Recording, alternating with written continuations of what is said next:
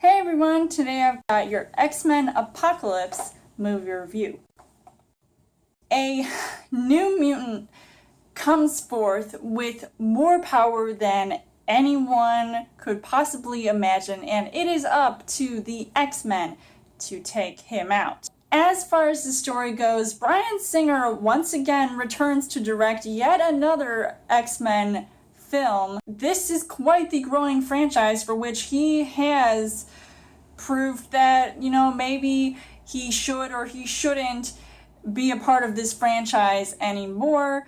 Though I do feel like the movies that were actually good in this franchise were worth seeing, like the last film that came out, X-Men Days of Future Past, which is a part of this trilogy, and this is the third film in that prequel trilogy, where this one god who is the first mutant to ever be created, and now he has returned and is calling upon the Four Horsemen, all these different mutants, to join him, and now he just wants to take over the world.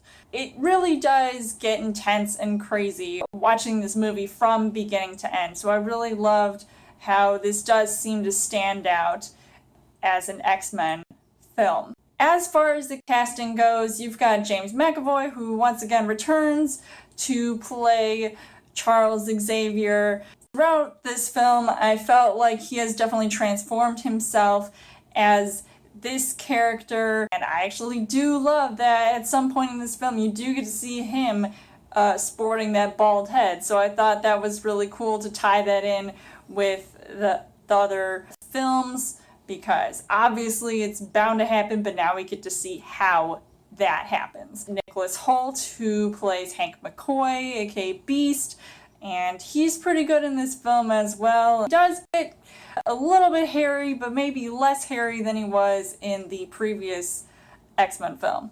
To have Jennifer Lawrence, who plays Mystique, though I feel like I would have preferred to see her more as Mystique, because that was probably the best part that she's ever played, instead of seeing her look like Jennifer Lawrence, because quite frankly nobody wants to see that, and they want to see her as this blue character. I thought some of her scenes close to the end of the film were just really cool. Then you've got Michael Fassbender, who plays Eric Lehnsherr, aka Magneto, and I actually found it interesting that he has a family, supposedly, in this movie, and I'm wondering how much time passed between Days of Future Past to this to actually have that become a reality. So I found that a little bit confusing, though it was really cool to see that kind of dynamic, even though you find out that Quicksilver is the son of Magneto, and I was really hoping to see more of that sort of flesh out. The granddaddy of this movie has to be Oscar Isaac, who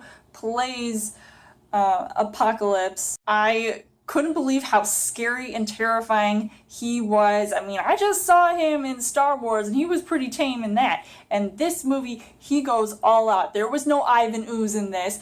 This was something out of this world and just really creepy, and I had chills running down my spine listening to that voice, so it was pretty intense. So the things that I did like about this movie, obviously this movie had way more characters that I can't possibly mention. You guys should know who they are, because some of them are reintroduced characters like Jean Grey and Cyclops, and all of these other characters like Storm.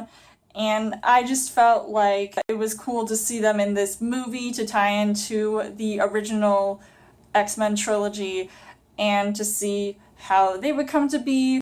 I really loved that one scene with Quicksilver. Of course, he's got to have that one scene in this movie that I thought I was going to hate, because the Days of Future Past scene of his was pretty awesome, and this was, once again, really hilarious. Now, this did have a lot of fan service to it. I don't know if it was because Wolverine made an appearance or there were different references to things, and I just thought it was really cool to see certain things going on that I felt really would resonate with the fans. And of course, you guys would know what they are. Also, you should stay after the credits because there's something pretty cool after those roll in. Who couldn't love that this movie was action-packed and it was entertaining? It had a lot of special effects, some of which I originally didn't like the look of, but then I grew to love them after I saw this movie. But unfortunately, the things that I didn't really like about this film, sometimes I couldn't tell where the timeline was going or if it even mattered at all because of the events of Days of Future Past, and I was thinking, okay, are we even taking in consideration sort of what's going on? Are we getting confused with what happened in the other films? And I don't know if that was a part of it, but either way, it was slightly confusing. There was one character that I did want to see more of that didn't, have anything happen, so I was really pissed off about that. But at least they had Psylocke, who is played by Olivia Munn. That's who I'm looking like right now. She was also badass. Overall, I would say that this movie was pretty cool. It is one of my most anticipated movies of the year, and being a fan of the X-Men franchise, I really enjoyed watching this movie, and I was really excited to see it, and I'm really glad I did. So I would highly recommend seeing this movie, and I would give this 4 hearts on the heart rate scale. So let me know in the comments what you guys thought of X-Men Apocalypse. And as always, you guys can subscribe to my channel. I've got more movie reviews, movie updates, come back every week for a Trail Thursday video. You guys can also like me on Facebook and follow me on Twitter, and I will see you guys later.